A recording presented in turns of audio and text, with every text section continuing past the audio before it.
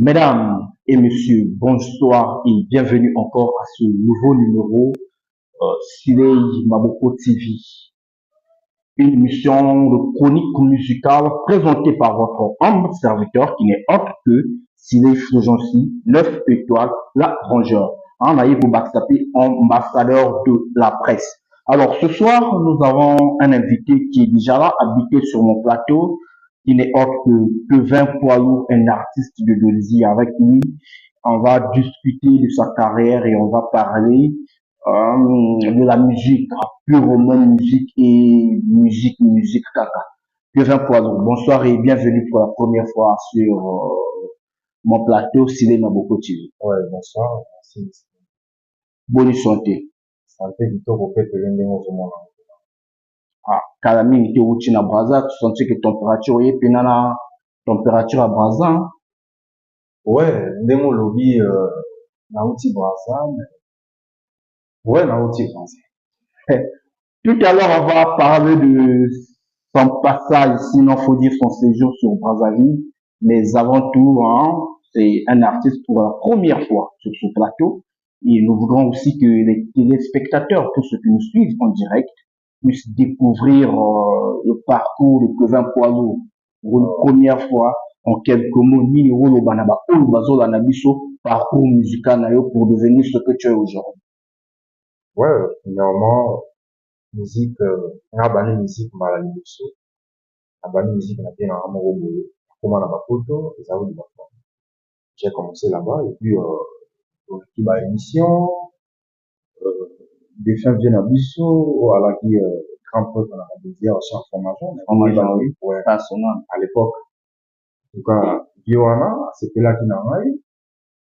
Tandis que, ma quota, bah, j'ai, petit, bah, j'ai un, on a commencé de travailler, bouquet, la jupe, moi, dans beaucoup, ben, dans les pays sous, je pas, vient dans un capot du corps, à auto, c'est la même maman, là-bas, en tout cas, mes condoléances. Les condoléances, capot du corps, oui. J'ai donc, et puis, vraiment, à pousser un carreau, et après, c'est là où, il y a comme si, là-bas, niveau, on a côté, bah, peu de stade. Bon, ouais. Il s'est passé un concert ici à Dolzy où pas tous les stars étaient sur scène. Ouais. Et dans le concert, voilà, tu as, ça va test, ça va test. Et l'orchestre a jugé nécessaire que au côté, au salaga apte au côté pas tous les stars. Tu es parti à Bazar, au Saliba, à Tonke, aux Zoli Dolzy. Qu'est-ce qui s'est passé? Ouais, bon. Oui, na vie balobaga. Au moins, c'est place au vandi boy, na plateau non de vandi. Soki moto nano akota awa, te moye ba makambo ile kaka awa. Exactement. Donc c'est un peu ça. Ouais. Donc en Cambodge, sinon j'ai pas un problème dans l'orchestre, pas tout ça. La zone en mongo, ben mingi ala ka makambo santé. Moi santé, moi la menace makambo dele donc ale go songa nano boye. Wana zongi, tango na zongi awa ko kaka maboko te. Wana mouvement ya monene pesa na kata ba Dolzy. Ah oyo yebi. Dans l'orchestre Dolzyana, oyo ya titre verbal grand prêtre mokonzi. Hein? Mais ça, donc, il fallait na zonga, na banda qui n'a l'été là qui a, na banda qui n'est a. Donc, fana zonga, ba santé, na benda sous moi fraîcheur, venant dans cadre. Donc, minito, na zana do lycée, na zana. Non, on va parler de ton parcours sur Dolzyana. Entre temps, hein, tu as vu ton besoin, t'es pas là. Oh, bah, on a mis sauf à base d'un film, histoire, on dit les autres. Donc, ça veut dire que ceux qui santé, ils paient si bien au besoin, on n'a pas tous les stars. Là, c'est ça que non, mais j'ai pas de problème. Sauf qu'il n'a lobby bien. On a un problème, n'a pas tous les stars. Ata lobby, to lelo, son a lobby qui est la fouti tiki. On a matamutu, on a zone à Brazzaville, son a posa na zone, il a pas tout, on a zone à jeter. Bah, vous recevez un peu bien. Très bien, très bien. En cause, on est bien, tout ça bien, tout ça en beauté dans le bâtiment. Ligne rouge, Isa, ouais, pas tous les stars. Un mot pour le président Kevin Mwande Benga. Ouais, ligne rouge. Grand prêtre Mwande Benga, c'est elle qui tombe, on a balisé beaucoup qui tombe, surtout Elelo. Elelo, Maka. Bachanto, en tout cas, tout fort. Ben, Elelo, dangereusement. Yo, regardez. Si, j'ai bien écouté l'album et voilà. J'en profite aussi à cette occasion. Je pense que avant que Ligne Rouge soit disponible sur le marché de l'internet, j'ai eu à passer une émission avec Trésor Moser que je salue de passage, auquel on a parlé de beaucoup de choses. Et quand l'album est sorti, et j'ai compris que le retour à l'Obanga dans l'émission, ils allaient parce que c'est un travail bien fait. Ça a pris du temps, oui, mais c'est un travail bien fait. Faut maximiser quand on a parti à communication, faut moi, après, ça fait donc après, chanter Simibianté aux zones inabolizies, Voilà. aux zones inabolizies, pour intégrer orchestre grand Dodiziana. Voilà. Est-ce que tant au côté na Dodiziana, au sala qu'est-ce au côté na la fenêtre? Makambo ba fenêtre ya la ditenga naza déjà chanté ba ebi na yembala déjà. Et puis avant que je pars à Brazzaville pour nakota Plateau des Stars nazalaki nanu kuna. Donc il était plus question que naya ka lisusu na beta ba test pour ba yeba so naza chanteur ndeni. Ebi ke nga na chanteur na yembala kuna Ozekaka nalekaka wana déjà avant na kende nalisi ozekaka bango déjà. Tiko papa nalekaka wana déjà. Donc il n'était plus question que naleka lisusu on est prêt va tester nga lisusu. Donc qu'est-ce na orchestre ezalaka mpona baoyo banano na confiance na bango te? Mais oui, premièrement confiance na yo te et puis oza nouveau na kaka mouvement bayebi te soki oyembaka ndenge nini okonga déjà bayebi. Et donc basi babutaka déjà misapi na ngai. Donc ntango ozoloba bayebi, tu fais allusion à na bureau ya Dodiziana. Mais tout Dodiziana bayebi nga na chanteur nayembaka ti chanteur. Alors le disque Grands Travaux qui aujourd'hui fait aussi de son bon chemin. Voilà. Il y a Rumba Moko Baimba Kona, son excellence son ministre d'État, Pierre Madiala, Yaya, Bamotato, Tika Tembe, tu as inscrit un vocal là-bas. Oui. Les gens même là, ah, mais Oza parmi, bon, je sais pas s'il faut le dire comme ça, mais sinon que Oza parmi les jeunes, Oye, facilement, bah, sur un vocal après, ou ça dit intro, sinon, tu vois, on tourne au Baninzembo, après, bon. Mais ouais. Surtout dans le mouvement, dans le mouvement, très souvent, ce que Oye, bah, moi, jeune, jeune, après, so moni jeune aza na kati ya mouvement soit ministre aza na kati ya mouvement atiaka ye neti mwa boye ça veut dire ye niveau eza na te sikoyo so mosala ezoloba malgré bakotia calme te mosala ezoloba ti mosala ezoloba fo batikela o pene espace osala et voilà baya ya pene ya Dodiziana bachef bao baza na bureau bayebi talent ya leki na bango bayebi talent ya leki aza na talent non tokokanga te to libéré jeti baya wale bapesa nzela mwana mai epasa donc ça fait ça. Est-ce que pour le plaisir oyo bazola na biso tokozwa mwa kreta ya bwa wana tembe? Ouais, tokozwa neti ya tembe biloko yango papa na mama balobelaki nga mwana azala mayele la vietanga moto akolia melobi akoboma ye bien que la vie n'a pas de brillant, j'ignore Moudembo. Donc, biloko yango eza ebele na kati me foto pesanga makreti oyo ebinga na moto ya bakreti kaka. Mesdames et messieurs, nous sommes reçus à Barder Shop précisément à Pori, dans le salon de coiffure le plus luxe de Bolivie. Voilà, auquel vous voyez beaucoup de coiffeurs à Pembe et à Tongo. Junior Moudemba, je te salue des passages. Junior Moudemba, grand prêtre. Alors, Kevin Poilot, osa parmi les musiciens qui résident à Dodiziana Baza instable. Instable pourquoi? Parce que les autres na grande Dodiziana, lobby, ceux qui viennent à Bisso Capus du Con, Anandulawa, Osana Capus du Con, si ma lobby, Kevin Poilot, Kena Braza, Kena orchestre entreprise de Zena pour aller négocier à vocal. Pourquoi aux la stabilité? Bon, il y a aussi question aux amis. Pour la macamonette, il y a un lobby qui est instabilité.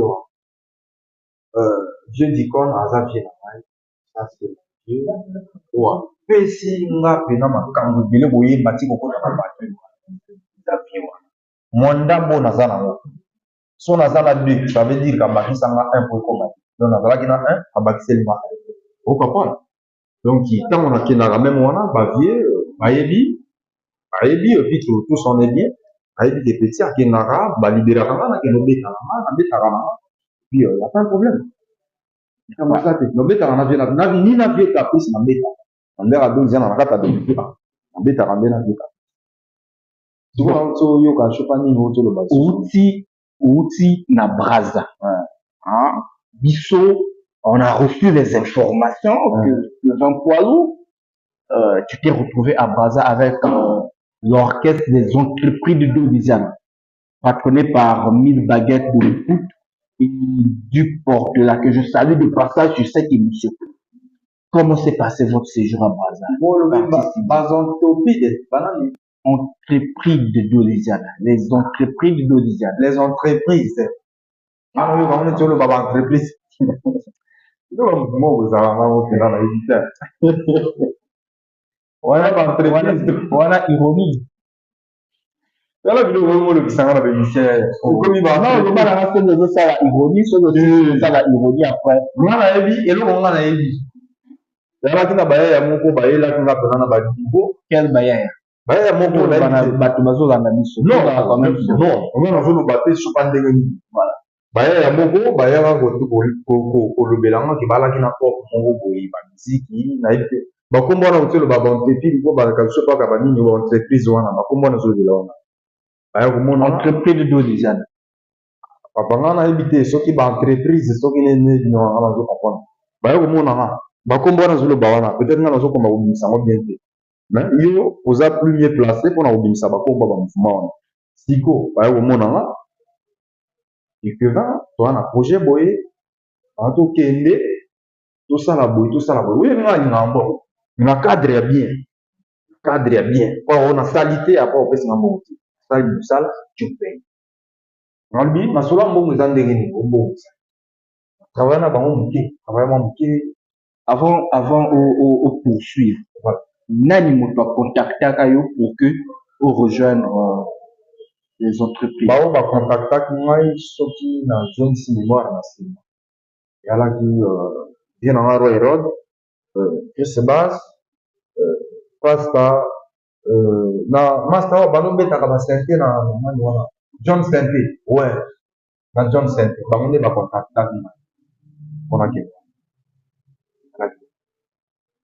après vous avez fait un bon voyage vous êtes arrivé sur Braza tout ça li bon voyage bolongwe dolizi komi na Braza omoni ouais poko kolonga ti dolizi en tout cas nzambe pena batela biso na kati ya mutu ok tokomi papa kuzoba pena ngana yebi te bato mosusu nayebi te baoluka na babini bamemanga na Braza toke tokomi wana omoni papa omoni misère amutu moko boye amutu akosakana te basakana na misère te misère azalaka mwasi basakana na mwasi soko omemi ye kuzoba na fete ka moke oyi koperdre okomprendre bamemi biso na babraza wana tokomi ba 4 na chambre papa mona bambeto bamuke kola wana bango tia biso 4 tolala ndeni moko fo aplake nanu na gare mais yo ozoluka la donc eza sacrifice papa sacrifice na bandenge mosusu wana misese wana bamisere na bango ya buzoba wana te nga na chanteur tobosana bamakambo baya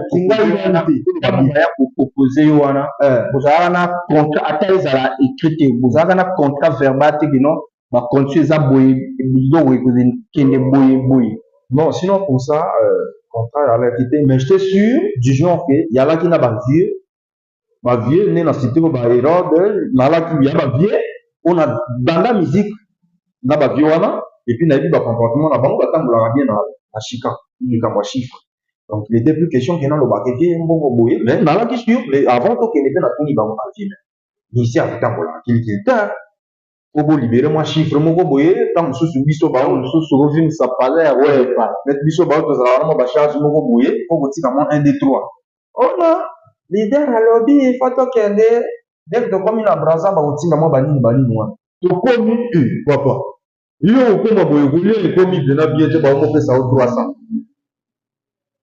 bakomopesa 300 papa bapesa 300 kobanda ntongo 10 fois quoi. Donc tout le long de la journée on te donne 300, tu te débrouilles avec 300 ou il y a 300 na kata braza yo évite nga lobi o buzoba ba mission muso ba menyo na so 300. Mesdames et messieurs, pardon, ça dit avocat Tomuke. Non, danger. Mangoni Oyo. Sinon, on a panza, on parle,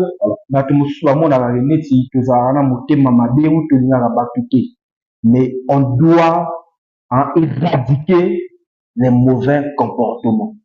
On doit éradiquer les mauvais comportements. Voilà, donc 300 rations journalières. En tout cas, ration dans la journée, bah, voilà, on dit à demi-pember, au moi ce soir, Jimmy Tian, la négociation, bouteille Maya Mouké. 300, quand la biso ba auto qui n'a déjà ba blaza to bana ka wana na ba batu na ba pire na batu na ba zawana donc na na na bongote mais tu vois que non aux ana contact ya prêtre Moko, celui qui gère le disque, s'il faut le dire comme ça, par rapport aux informations que nous avons reçues. Et ce monsieur t'a promis que non, ça l'a bien. Là, tu me parles des rois héros qui t'ont contacté. Non, bah roi héros ne va contacter ngai, bah on ne va salinga en contact na niwana muto alina pour produire bon. Dieu wana bah on ne va salinga en contact na ici na iba jamais. Iba na été, on ne va tenir en contact.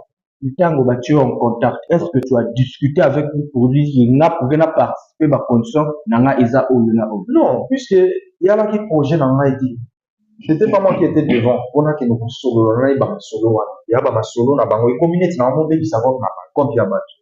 Babemio, na cop, yo comment nous va neti balimba mon on neti drill. Moi je mange pas comme ça, on a tamola. Donc makambo tout na zolo bapé boé, ils appellent na clair. Donc 300 à jour, voilà. 300 à jour, bapé sur 300 au lieu à jour. Mission on a bon na été ce qui y a ba mission que te baba milicien. Pour bayebi koyemba te fo bazonga soki classe ya musique ezalaka awa fo bazonga bino bovandi wana bao bamusicien te bao bamusicien fo bozonga baniveau eza moke mais là tu t'adresses à des collaborateurs actuels à des entreprises collaborateurs parce que nous par rapport aux informations ils en ont qui non au long de ok na les entreprises de après bokemba la moko studio oyebi yo ozala boye non yo ça parce que vous avez ça quelque part après bah brancher moi comme moi ça on a moi quoi ça on dit vous savez donc si quand on donc ça veut dire que ce que ça la quoi moi vous ça moi ça là ça veut dire que tu dois abandonner ton boulot tu vois ça là non vous on a ça là donc c'est un peu ça là kenda qui y a là qui tomber na moi na système na mission ba musique ya typique ba typique quoi tomber na on zondi. Donc, ça veut dire juste qu'aujourd'hui, vous êtes toujours considéré comme membre de l'orchestre de l'État. Mais, non,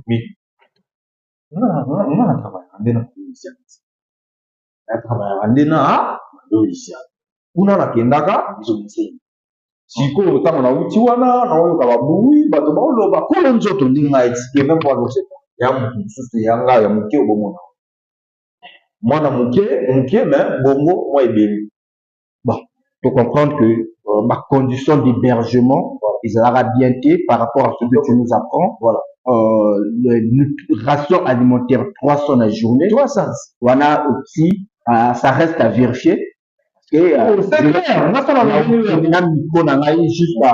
les artistes et entreprises pour que on a s'informer aussi on a des entreprises na s'informer alors l'entreprise en dehors de la partie rationnelle sinon hébergement studio et donc comment est-ce que bon ici la partie studio bon la partie à studio la défenseur va contre ça qui m'a capté bango côté chant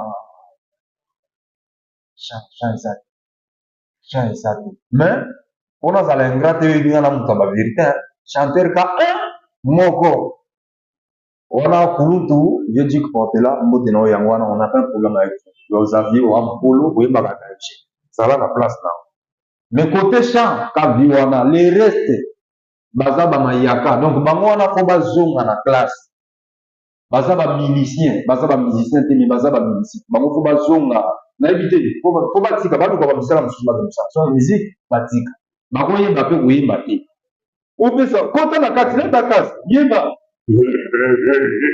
yo mingi kaka papa bayebaka bongo te balobelaka boyoki ndenge paloba ye azokarese champ neti aosimba chéri donc aosakana na loyembo ezalaka bongo c'est pas le yi wana ekomi neti moto obunda babox ekomi nini wana miziki obeta wana nini wana kintweni ya ndenge bango wana fo bazonga classe baa bamusicien bino baya wango bamisicien te bochange bamisala bobebisaka bunga ya bato te miziki ya pasi ya bino di miziki Au tient combien de vocaux na disque wana? banzembo to non mwana nde banzembo to wana poa l'autre. Bon, si devant notre caméra, un message na leader Miss Baguette Mukutu, moto amemi yo na Braza. Olobi nini? Un message devant caméra na biso, un message, si tu as un message à passer, na leader Miss Baguette Mukutu.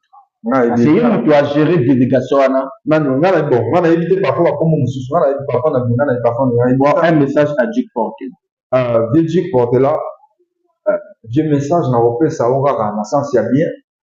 Luka ba chanteur ya bien au et puis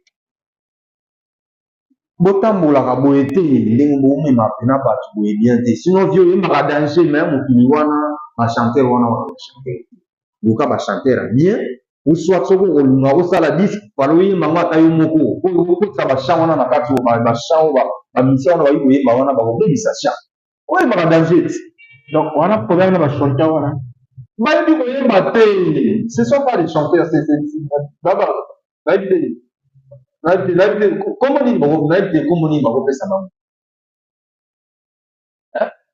bana amateur nayebi te potoki amateur eleki bien nayebi te nakoplace bango wana bochange misala ndenge nakotolobela wana bachange misala obaya kokóma na mwa baniveau oyo biso bapoilour tokomi naza nanga danger te mais partout nga natambolaka batera neti ntango nadamaka boye osati yango wana ye wana eza bongo bon départ na yo ya Brazzaville esali mwa kokoso esali bien te na badirigeant ya Louisiana. Je sais pas si peut-être que tu as reçu les appels ou soit osenga permission. Est-ce que osenga permission avant okende d'abord? Ouais, mais oui, bah les Camerounais, les brusques, donc bon, on va dire les choses telles que ça se présente sur le terrain. Je ne viens pas là pour diviser, mais il y a une polémique musicale actuellement dans le musique. Tu vois, deux designers et des entreprises, ça colle pas trop. Bon, est-ce que, ouais, je dis,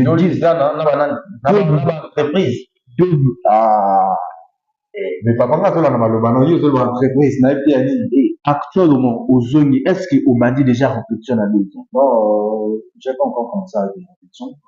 On a aussi ba meminga poto ke no sala ba benga oni ki touriste ntango ba memaki nga na Braza ba ke no tango sangana ba miliciens na Braza et tout na ngati na zongia auti na mwa bakokoso mwa bamakambo donc je suis en train de régler d'abord mes problèmes donc si tout va bien et l'autre à dimanche la semaine où je y un message au président Tito qui nous suit. Ouais, président Tito Ferbal, c'est bien moi nanao petit frère nayo ndenge tozalaka kaka likambo eza nango te yaka ndenge bato baolobaka makambo mpena eza ya sinon moi je suis dans l'orchestre naobana na ba répétition kaka mikolo kaka donc c'est un peu ça quoi donc mikolo na bana répétition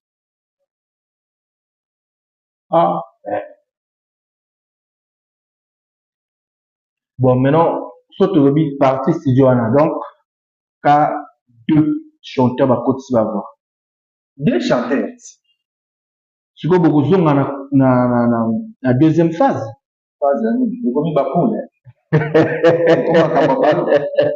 Déjà, ma solo liberté. Ma milicien, ma solo liberté, c'est qu'on a entendu la milicien, on a comme Donc, ma promesse, tout va payer ça, Yohana. Ya musoba, duguma tuki, ko batika kaka. Musique, on a fait aussi, c'est botika. Botika, au lieu d'embrouiller les gens dans la ville, les totales, voilà, mouvement musique, botika, blue, va changer ma makama, botika, blue, faut pas divertir les gens. Mesdames et messieurs, on tend largement vers la fin de cette émission. Comprenez que nous sommes avec Plevin Poilot. Plevin Poilot, voilà. Un artiste, chanteur, président d'Olizy. Plevin, est-ce que vous avez un message capital pour la mission? Ouais, pour la mission, surtout, Kevin Poilot, la musique, il y a l'Olizy, musique, il y a le Congo. Message, on a fait ça, soutenance, quand on a cassé pour, il y en a des chanteurs et belés, basant en Katia, danger. Mais soutien à Bamombe, ça, voilà. On est zone qui s'est mis sur moi, donc c'est ma soutien de la casse, donc, c'est un peu ça, on va soutenir, nous, on va trouver ça, on peut babiller. Alors, on est à la fin de cette émission. Je pense que nous aurons prochainement un autre invité et vous aurez des informations sur ma page. La recommandation reste la même. Continuez de vous abonner, continuez à partager, liker. C'est ce qui fait ma force. Plutôt que ça, là, mais nous soutien à la réalité. Donc, je salue par là Zef Mouadi, le pétrolier. Je te salue. Donald Berombo, l'honorable Donald Berombo, à Motako. Maître Sévu Kwelo, le juriste. Sévu Kwelo, grand Maître Sévu Kwelo. Ouais, dans le débat. Pembe. Ouais. Tongo wana. Neta, moi, Mikolo, yo yebi. Maître Sévu Kwelo, le juriste, et puis pendant je te salue. Sans oublier nos Portugais qui se respectent. En Motalou, Portugal, à France, à Ozozo, on a sous trop de voyages. Gloire Chardin Makoto. L'ami à Cristiano Ronaldo. Voilà, Motatou. Sans oublier Francis Ekinga, le PDG depuis Brazzaville. Promesse Pucci. Le Traoré de Banda, Promesse Pucci. L'homme en train de passer son bon séjour à Dubaï. Motatou, Salam Vieux. Arnold Mboussa Ibara, résidence Naomi. Bakalate, bon, moi, soumission à Point Noir pour Veipa, pour faire la porte à Veipa. La résidence Naomi. Donc, Kevin Poilot, c'est ça, beauté na bâtiment. Ouais. Navan Nissanano, grand prêtre, ça c'est mon ami d'enfance. Mon ami d'enfance, Yenga Junior, ami d'enfance. À Mbote no Yangwana, autorité Kalash, militaire Kalash, Masananga Pena, depuis Bangele wana Pena, Salam Yangwana. Bao tout balingaka Kevin Poilot, ba salam na bino, mais nana posé moi vocal wana ba ya senti yango. Oza libre, papa. Vocal wana ikanga makambo.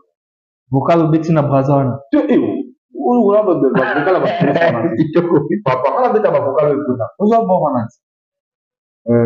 Na certitude solitude na zama bakisi solitude. Matitude na zanango, matitude na zanango. Na avansa na yamba yorekile na depata ni mavumu. Bolingo na ngana koma, antani medeme, armele makaya, mame. On sentit ba niveau loye mo, yo ka ba vocal. Oyo ka neti ba, kolinga na linga, na vinanga, na mema benge ngambo. Bolingo betinga pimona mokongo Bolingo betinga pimona mokongo silema boko Bolingo betinga pimona mokongo nananela. Bolingo betinga pimona mokongo mama bima bahoya bolinga kakosala miziki ya buzoba botika miziki ya bongo ajepe yeleki